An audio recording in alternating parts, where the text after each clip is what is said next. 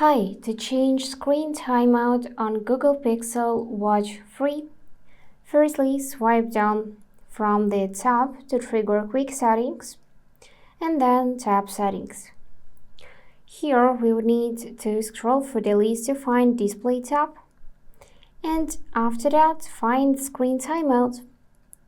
So now you can change it, and we got three options: 10 seconds to save battery, 15 seconds which is recommended, and 30 seconds to increase screen timeout.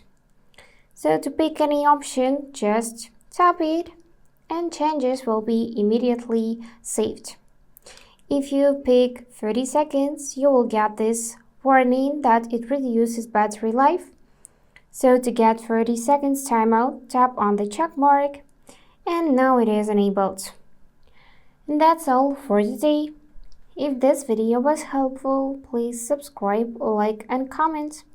And I wish you all the best. Bye bye.